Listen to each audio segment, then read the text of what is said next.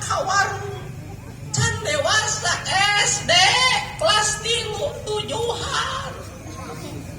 Mending mun baleunghar sia teh nganyuk aing nyaho. Saya di sekitar Pemda itu selalu dari dulu negur disiplin pegawai. Saya buatkan jarak dari tempat parkir ke kantor, ke ruang kerja, jaraknya dibikin jauh. Untuk apa? Saya mencintai Anda semua. Kenapa?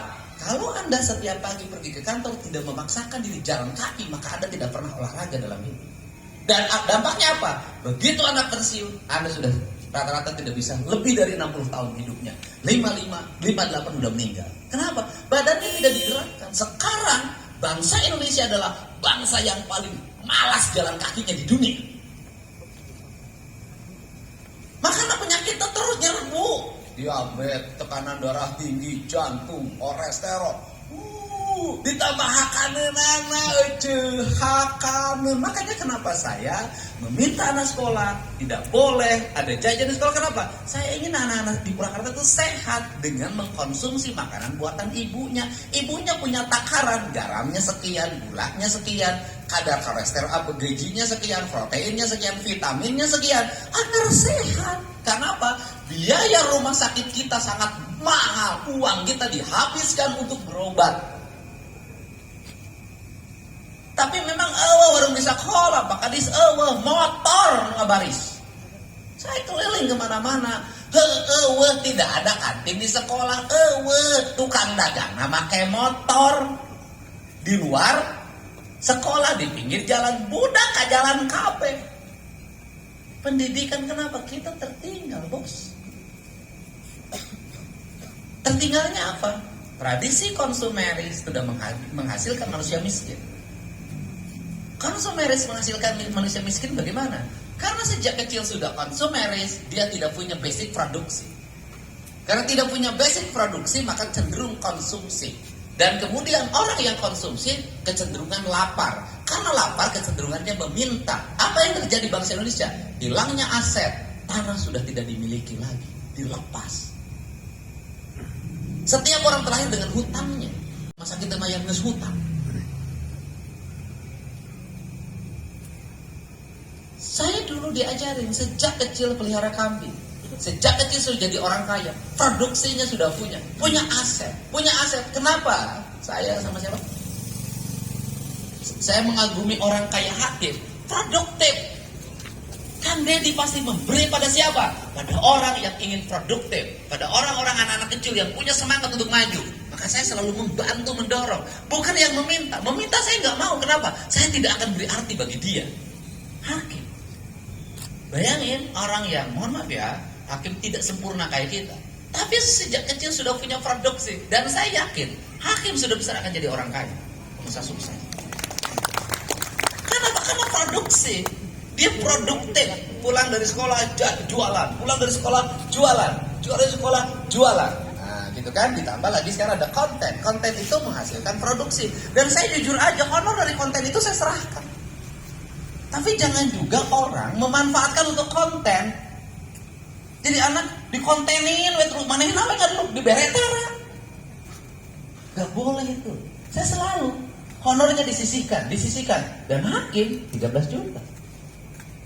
Orang umurnya berapa Hakim? Ya? 9 tahun. 9 tahun sudah punya tabungan 13 juta. Mungkin di celengan di rumahnya ada 1 juta, 14 juta. Kan rumah sakitnya sudah saya jamin. Rumah sakit itu, saya kasih kios kok. Saya kasih kios di Pleret. Kalau itu beli sekitar 10 juta, saya kasih. Hai Hakim, ngisi. Dia sudah punya kios sendiri. Bayang. Entrepreneursnya terus berkembang. Nanti sekolahnya, guru SD-nya, Hakim gak usah ngajarin yang macam-macam. Satu saja, entrepreneur terus diperkuat. Marketingnya terus diperkuat. Bagaimana meningkatkan kualitas makanan? Gurunya mengentrepreneurs. Terus negara lain maju, itu caranya. Diurang kabeh Hakim pelajaran sarua jeung nu sejen. Hakim itu di entrepreneur. Hakim gak usah mikirin yang lain. Dunia bisnis menjadi bagian dari diri hidup Hakim. Terus. Dan Hakim mau bisa jadi tentara. Hakim mau bisa jadi polisi. Hakim harus jadi pengusaha. fisiknya tidak menunjang untuk itu. Jadi tidak bisa hakimus awak nanti saya punya cita-cita jadi komandan kodim, tidak bisa. Kumaha? Gak bisa. Intervensi. Nah, guru itu harus bisa baca muridnya. Saya ngajarin itu pada semua orang. Pada semua orang. Caswara. Apa sih problem caswara? Keluarga. Saya di pesantren. Kenapa? Bapak sambungnya Pak Suara itu sudah kerja, Pak. Sudah kerja, sudah punya gaji bulanan. Kemudian ibunya Pak Suara sama anaknya yang 2 masih nongkrong di pinggir jalan tiap hari.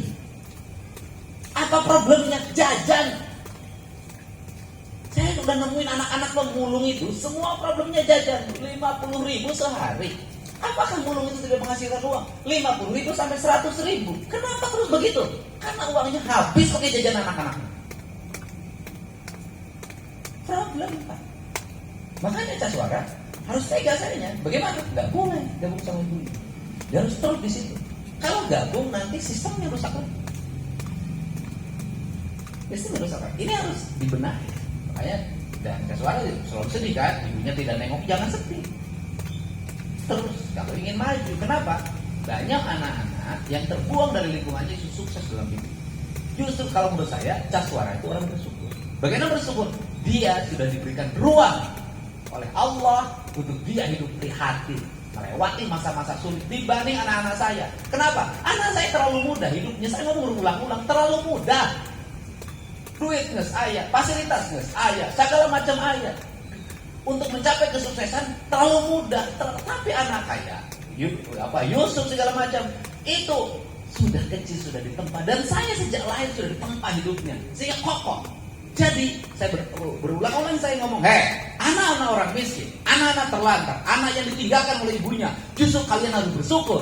Kalian sejak kecil sudah ditempa untuk menjadi orang besar dibanding anak yang dilahirkan jadi orang kaya. Jadi bukannya, nah caranya entrepreneur yang harus dibangun oleh kita. Jangan, di kita ini punya kebiasaan. Kalau anak yatim, diceritakanlah kisah sedih.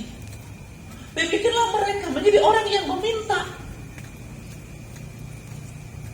Aduh, Allah kasihanilah aku. Jangan sekali-kali begitu. Anda merendahkan derajat dia. Tapi lu dibalik, dia adalah orang-orang yang oleh Allah sudah dikasih kesempatan untuk dididik. Nabi Muhammad kan prosesnya sama.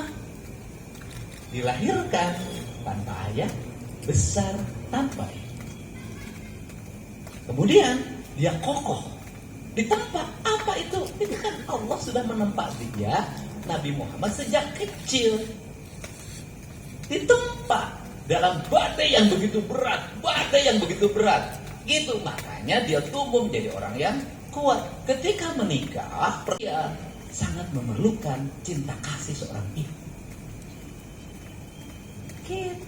Mungkin kalau yang menikahnya waktu itu, pertama nikah umurnya 19 tahun, belum tentu istrinya jadi penunjang suaminya. Suaminya harus mendapat ayat pertama, harus dipercayai oleh istrinya, harus dijagai dari gangguan orang yang tidak percaya, dari olok-olok. Istrinya ribut hayang kasalon. Tapi karena istrinya sudah mapan secara ekonomi, dia sudah tidak butuh lagi dunia, kemudian dia tampil menjadi dia orang yang sangat kuat dan dewasa, maka lalu mengatakan, akulah orang yang paling percaya. Ketika kedinginan, maka selimutnya ditutupkan dan dia mendampingi dengan dalam posisi psikologisnya sudah sangat dewasa. Gitu. Jadi ngerti belum? Gis? Agis mah, emang Agis di Ustadz. Udah saya dulu mukanya apa satu-satu. Ini Pak Ustadz. Cara diukna gak beda. Si gajengan si jamai saja. Beda, gitu kan? Nyalamun Yusuf ya santri, tapi ayah banget artis. Saya udah tahu suaranya bagus, gitu kan? Terus resep kanu gelis kan si artis kata. Kiai mah temenang, temenang jadi ikut bersih. Numpang Agis sama Silawe, Agis mah kan cocok, Agis mah ada banget lah. Nah, nah itu, mus, mana makin tukang dagang, sodagar pleret. Jadi ini 10-20 tahun lagi, jelema nu panggung harta di pleret teh hakim. Bener gak, Kim? Ngapoe mau tahu hakim kan tok gitu. Bener gak, Kim? semangat. Enak dagang naon enak? Hah? Ulah nengan udah dagang teh nu goreng wae tuh, alusan gitu. Tukang gorengan. Duit loba Kim. Loba, nya duit loba. Loba tabung, aman. Dioperasi ra? Hah? 13 tahun. Oh, jadi menang dioperasi di 13 tahun. Oke, nek boga ka boga ira. Ira. Oke, geus kumar, nya. Ya, Casnya. Semangat. Masih bisa maca ya, Cas? Bisa nulis. Masih pokok anu lem. Pokok. Dari sekolah mah bisa kudu di pasantren jampe na eta mah. Di sekolah paling di papagahan di sekolah mah ku guru BK. Di papagahan kan kebiasaan di urang mah di papagahan. Nah, ya semangat sadayana nya terus pokoknya arang bere eta rajin beas kumpulkeun nu apa belas-belas asli. Dikumpul-kumpul mah jadi loba, berarti ngumpulkeun loba. Jadi pendidikan berhasil menerjemahkan pendidikan berkarakter secara baik. Anu poho mah nurunkeun banera. Aing biasa kapanggil wae. Saya panona telik gitu karena kenapa mata saya selalu kok aing mah kapanggil wae diri belah juru ke kapanggil. Karena sudah sejak kecil saya terlatih untuk siaga. Kenapa sejak kecil tidak terlatih untuk siaga? Karena sejak kecil saya itu di otak saya itu udah disimpan, udah terlatih. Jadi usia 6 tahun itu saya sudah dikasih tugas. Satu, harus ngisi bak. Dalam sumurnya 22 meter. Ngisi bak mandi. Saya harus ngisiin untuk mandi minimal diri sendiri. Jadi saya mandi diri sendiri harus ngambil air di bak sorangan. Tidak boleh nongol. Yang kedua, tugas saya harus ngisi gentong. Tempayan. Budek. Di handap lagi teh bangkong unggul tingis. Yang paling tinu nasir sak. Nah, kan gitu. Yang ketiga, saya harus nyalain lampu, lain listrik. Lampu memakai minyak. Ketrek-ketrek teh tah sungguhna kur kaluhur. Itu tek karek naik kaluhur. Muntet tarik kanan. Itu saya harus gitu. Itu banyak di seluruh ruangan dan kamar. Yang keempat, saya harus nutup jendela. Semua harus nutup jendela. Terus yang kelima, saya harus memastikan ayam itu sudah masuk ke kandang. Yang keenam, saya harus sudah memastikan kelinci saya aman dari serangan anjing galak. Yang ketujuh, saya harus memastikan domba saya itu sudah dikasih makan dengan baik. Umur 6 tahun, saya sudah punya tugas dalam hidup. Jadi, memori saya, nggak usah saya orang yang tidak pegang jadwal, saya tidak pegang catatan, tidak pegang diary, tidak. Tapi seluruh rangkaian itu sudah ada catatan di otak saya dengan baik. Sehingga saya tidak pernah lupa. Karena sejak kecil dilatih. Anak-anak sekarang pasti pelupa. Sebab apa? Karena matanya setiap hari tidak pernah tertuju ke sudut kanan, tidak pernah tertuju ke sudut kiri, tidak pernah tertuju ke sudut lingkungannya. Kepekaannya menjadi lemah. Karena apa? Karena dari pagi sampai sore dia akan menjadi orang lemah. Dan kita menjadi manusia lagi dengan sistem data sudah dipegang orang. Orang itu sudah bisa baca. Orang Purwakarta kalau penyakit menyerangnya harus ini. Golongan darahnya si ini. Kemudian kesukaannya ini. Kemudian yang bisa bikin ribut isu ini. Yang paling disukai isu ini. Maka itu melempar isunya terus dibikin dalam setiap tahun ada konten yang dibuat untuk orang Indonesia bicarain ini. Terus saja kita lupa pada orientasi bangsa ke depan sebagai bangsa besar. Ini hati-hati. Begitu sekolah juga. Makanya kalau pesantren itu dilepasin handphonenya nggak boleh ada. Saya setuju itu. Kayak di beberapa pesantren ada. Termasuk di sekolah. Minimal anak kita itu selama 6 jam dihentikan dari lihat handphone. Minimal di sekolah. Makanya bagi saya ketika sekolah online, bagi saya kemunduran terjadi dalam dunia pendidikan Indonesia. Kemunduran terjadi.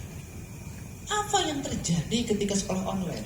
Sekolah online-nya tidak berjalan dengan efektif, tapi main game-nya yang jauh lebih efektif. Ngurus pacarannya lewat media sosial jauh lebih efektif.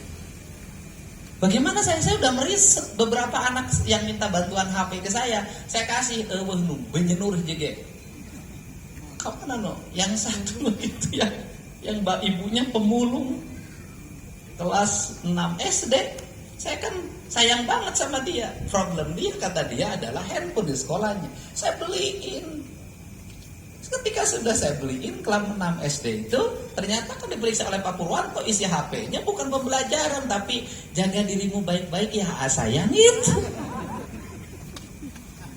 Pacaran sama duda umur 51 tahun, kelas 6 SD. Ya, itu yang ketahuan. Berarti yang tidak ketahuan adalah ilmu riset sangat baik. Berarti ada problem kita. Makanya ada sesuatu, bayangin, ada lost generation. Ada 3 tahun selama COVID, anak-anak kita ujung-ujung kelas 3. Bayangin, the lost generation. Ada 3 tahun, anak-anak kita sekolahnya ujung-ujung kelas. Diajaran tuh, nanong tuh, kunyonyo HP, ngapain? Kelas 3.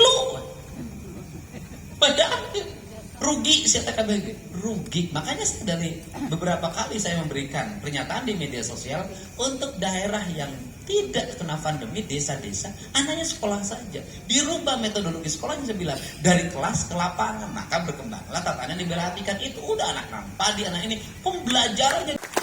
Jadi sekolah itu bukan kelas. Mari kita lepas pikiran-pikiran dari dulu, ketika saya jadi bupati.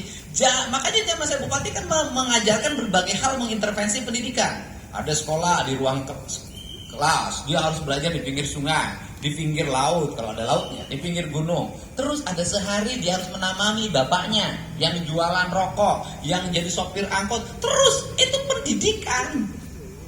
Terus tidak jenuh, tapi anak-anak terprogram, terorientasi pada sebuah titik kemajuan. Nah, ini cara. Tapi seluruh ikhtiar itu pasti banyak yang mengkritik. Bagi siapa? Yang tidak ngerti esensi pendidikan. Saya minta anak-anak sekolah dulu saja.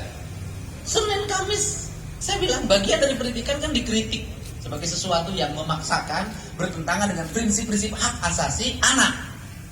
Bagi saya, anak untuk berpuasa itu adalah bagian dari asasi. Asasi spiritual, ada hak spiritual anak yang harus ditumbuhkan di sekolah. Saya belajar puasa sejak umur 4 tahun. Saya 4 tahun sudah diwajibkan puasa oleh bapak saya. Umur 4 tahun. Kalau ngomong itu, masa pertumbuhan pasti bertentangan dengan HAM, segala macam. Waktu itu saya jalani. Apa yang dapat saya rasakan? Saya merasakan manfaat yang besar sampai hari ini. Ketika puasa Ramadan saya nggak pernah ribut kayak orang lain. Dulu sahur, saya sahur hanya cukup minum air putih kok. Saya nggak makan. Kemudian apakah setelah itu besoknya saya lemah? Tidak. Tetap sama dengan hari biasa, tidak lemah karena terbiasa. Kunaon pegawai distrik puasa lulus tara parwasa. Setahun latihan bulan Ramadan hunkul, ngus sahur, ngus pakai multivitamin. Kenapa? Otak Anda diprogram, makanan harus isi dalam perut, makanan harus isi dalam perut. Selama otak Anda diprogram bahwa makanan harus isi dengan perut dengan kadar sekian, maka Anda itu patuh pada program itu. Mari kita hilangkan. Banyak makan itu membuat tubuh menjadi lemah. Sedikit makan membuat tubuh menjadi kuat. Logikanya gimana? Saya boleh jujur, saya orang yang hari ini tidak merasakan lapar. Saya sudah lapar tuh kayak gimana udah nggak tahu. Kenapa bagi saya makan cuma segini cukup. Saya makannya sekarang, makan nasi saya 3 hari sekali. Sudah lama itu berlangsung. 3 hari sekali. Justru saya kalau makan agak banyak, badan saya pegel-pegel, lemes. Tapi kalau makannya sedikit, maka vitalitas saya tinggi. Mari kita bantu. Kiai-kiai dulu ya. Itu rata-rata puasanya tiap hari. Kecil-kecil, tapi tatapannya tajam, ucapannya tajam. Sikap-sikap hidupnya disegani oleh para santri. Apa yang hilang dalam sistem pembelajaran kita hari ini? Tirakat. Banyak ngomong agamanya ketinggian, tapi tirakatnya tarah. mau hasil kerja capek nggak mudah kayak ngomong nggak ada yang rugi ya. Makanya kalau saya tidak selain menyampaikan anak-anak sekolah itu belajar tirakat ya. Udah, kamu ingin berhasil tirakat, kamu ingin berhasil tirakat, sudah. Kalau ingin sukses tirakat, puasa Senin Kemis, hidup itu harus Senin Kemis. Oh, cina siapa hidup teh Senin Kemis, nya halus. Artinya harus Senin Kemis, terus lakukan itu. Anda, saya katakan, orang-orang yang rajin Senin Kemis tidak akan pernah bertemu dengan masalah yang tidak bisa diselesaikan. Pasti selesai masalah. Kenapa? Terlatih. Ini Anda terlatih otak Anda. Jadi ketika ada masalah tidak langsung mundur sedikit, tapi dia bisa menyelesaikan. Latih. Jadi terakhir saya minta, ciptakanlah banyak problem dalam hidup Anda. Agar apa? Agar Anda menjadi orang yang cerdas dalam menyelesaikan problem. Dan jadilah, berbahagialah ketika Anda menjadi orang stres. Berbahagialah ketika Anda menjadi orang stres. Karena orang stres itu adalah orang yang normal. Manusia itu pasti stres. Saya paling banyak menghadapi stres. Dan kita dilatih untuk menyelesaikan stres. Dan orang yang sudah tidak stres itu adalah orang gila. Jadi jangan dibalik. Jadi ketika ada orang gila, Anda bilang gini, salah. Orang gila itu sudah tidak stres. Jadi bukan orang gila itu orang stres, salah itu kalimatnya. Orang gila itu tidak pernah stres. Nggak ada stres. Dia sudah putus uratnya. Nggak ada stres lagi, udah lost. Mantaknya hidupnya bahagia. Tataran jangseri. Dahar, lu kotor segala macam, tidak jadi penyakit.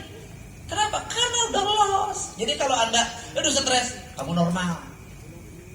Itu. Jadi hidup ini adalah mengelola stres. Jadi lemon mana yang hadapan pelajaran? Kan nyut-nyutan, normal sih teh. Berarti saya mikir. Oh, 2+2 sabarannya. Mikir. Tapi lemon mana yang 2+2? Jor teuing, mau dikesian sia gelo. Bro, saya ngasih tahu. Jadi dilatih. Saya waktu SMA dan SMP, eta lamun geus jam 12 diberi pelajaran fisika atau kimia atau matematika, ieu teh kan ieu teh jeun. Tapi kan beungeut teh ku aing sok dijetrukeun. Beureum ka dieu teh, lieur akan bala-bala terus siki. Kan isuk-isuk teh dahar. Kan daharna bala-bala terus siki. Coba dah maji doraka sawareh. Baheula, zaman saya baheula kantin, pasti buka kantin teh ditipuan tapi tar bangkrut. Sok berkah. Sok lah, waduh lah ya sarajan banget lah, pernah sih teh maji. Aing teh kelas eutik yo. Keur zaman wuduk salawe keneh. Dahar wuduk bayangkeun dahar wuduk make bala-bala, ayeuna bergiji. Pelajaran matematika teh sok kabeurangnakeun. Ka jam 11 tempo balik di imah ya geus nungguan ariteun jangan kerusirah tah itu justru pembelajaran liwat tapi lamun maneh geus wah paduli teh di pikiran aing mah teu lieur kunaon sia teu lieur teh stres da teu mikir sia mah tapi jelema nu mikir mah pasti stres jadi lamun maneh teu stres teu mikir mun jelema ngomong aing mah tara stres sia mah jelema teu mikir kan itu sia mah batur susah ye lintu teu mikir. Bulan puasa kalah kagedean tak kurang mikir gitu. Bulan puasa mah ngeletikan. Nah, termasuk terakhir di kita ini penyakit. Saya ini aneh. Kok bulan puasa kadar gula naik? Kok bulan puasa tekanan darah tinggi? Aneh. Berarti nggak benar puasa. Justru di bulan puasa ini gulanya turun. Kenapa? Pagi-pagi tidak mengkonsumsi gula, siang tidak mengkonsumsi gula, baru sore itu pun sedikit. Setelah itu, setelah isya nggak boleh lagi mengkonsumsi gula karena Anda akan tidur. Kan harusnya harga gula teh murah bulan puasa teh. Urang mati balik harga biasa teh turun, harga teh turun bulan puasa. Sabab jelema barang daharna saeutik. Kunaon jadi mahal? Sabab dino otak kabeh jelema ngadongengkeun saur jeung naon, buka jeung naon. Saur jeung naon, buka jeung naon. Yeuh, sia dipapantes aing mah hayangeunna saur eueuh ece rumus dahar saur ngeunah eueuh. Naon sababna? Di mana jam 3 dahar ngeunah Janari. Dahar ngeunah kumaha keur sia HS Tibra dihudangkeun sina nyatu. Nungguin dahar mah jam 12. Jadi lamun bulan puasa yang nikmat dahar jam 12. Nikmat dahar. Terus malam dibatasi lagi, kenapa? Kalau konsumsi bagi mereka yang dewasa ya, kalau Anda setelah buka kemudian berpikir juga nanti jam 7:30 makan nasi Anda banyak, Anda juga terancam lagi sakit. Kenapa sebentar lagi Anda tidur? Kayak jadi gula, jadi pantes dihajar ku bepiye. Kumaha itu dari ajaran puasa teh. So, dihajar ku bepiye. Ya, geus lebaran teh rata-rata geus bulan puasa rumah sakit. Kan kudu nanti balik ke sebulan puasa rumah sakit teh kosong sabab jelemana paru puasa, badana terlatih, terdidik, kudu dibenerkeun metodologi. Tinu puasa dahareun jadi puasa spiritual. Gitu. Jadi model Pak Wapres nyebutkeun makan pisang 2 kenyang itu untuk ukuran setingkatan model saya. Itu. Jadi bahasa itu untuk siapa? Untuk yang tingkatan model-model saya, kepala dinas, menteri, cocok gitu. Itu cocok bahasa itu. Memang kayak budak leutik mah berangakan sih loba sih mah. Saya mau ngakanan mau jadi penyakit. Kecuali ada kompor jadi penyakit. Jadi begitu saya ucapkan terima kasih selamat semuanya gitu kan nya. Pokoknya semangat. Kadenya diajar ilmu teu kudu ayeuna maca buku sing loba kade. Ayeuna maca buku sing loba. Tabungan di ayeuna buku ke geus SMA maca buku loba, geus kuliah sing loba. 7.000 judul baca bolak-balik, baca kitab sing loba. Kenapa? Lalu geus napa? Engke geus umurna 40, 50 gitu. Terus ngalir. Dedi Mulyadi sekolah pendidikan, teu sekolah tata negara, teu sekolah politik, teu sekolah arsitektur, tapi kulantaran ini terlatih bisa melakukan itu. Gitunya. Semangat kabeh nya. Yuk cocok puasa. Yuk mah alus puasa teh turun-turun berat badan ngeureun. Gitu. Itu nikmat tuh putra nikmat tidak sebenarnya stop digudangkeun ento berarti pidato aing mah alus ngadekeun pidato aing mah jelema ge tapi katibra pan alus jelema dicarekan teu meunang berarti saya mah ngadenge pidato ge jelema geus sare komo nyanyi bubar. Assalamualaikum warahmatullahi wabarakatuh.